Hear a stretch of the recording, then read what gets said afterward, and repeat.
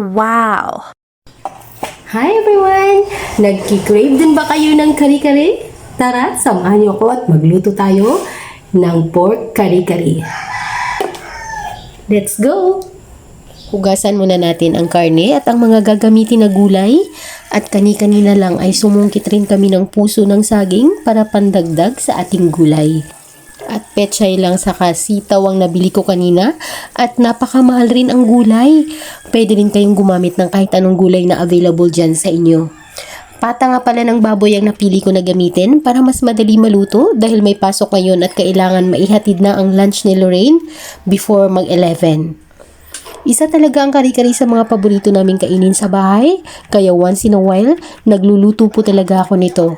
Kasi pagkakain ka sa labas, tapos ito ang i-order mo, napakamahal. Kaya kung marunong ka naman magluto, why not magluto ka na lang? Mas ma-appreciate pa yan ng mga mahal mo sa buhay. Dahil iba talaga ang mga luto na niluluto na may kasamang pagmamahal. Sinimula na nga nating igisa yung ating sauce para sa ating kari-kari.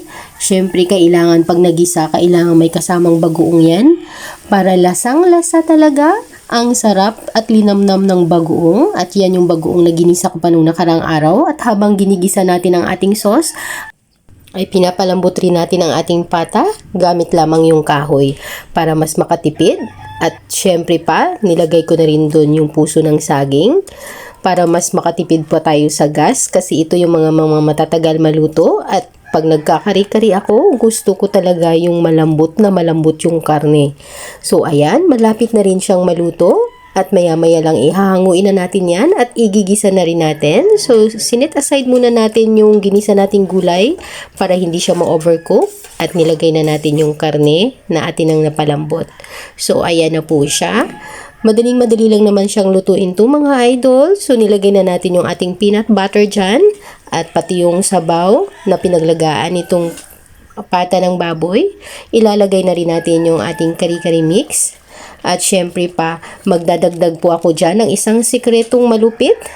Naglalagay po ako dyan ng cheese powder, imbis na asweti. Para ma-achieve ko talaga yung kulay na katakam-takam.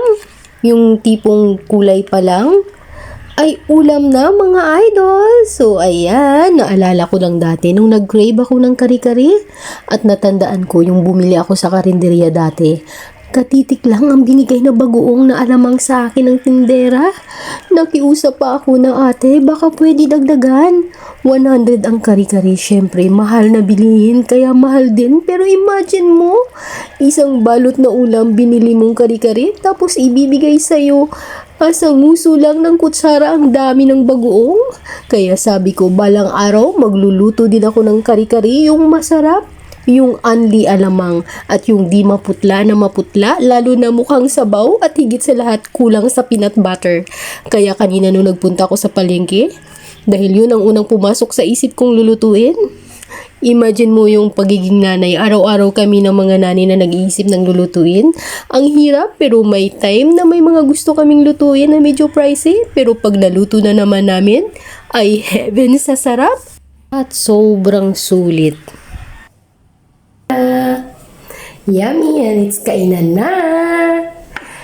More rice. And of course, bagoong. Thank you for watching. God bless everyone.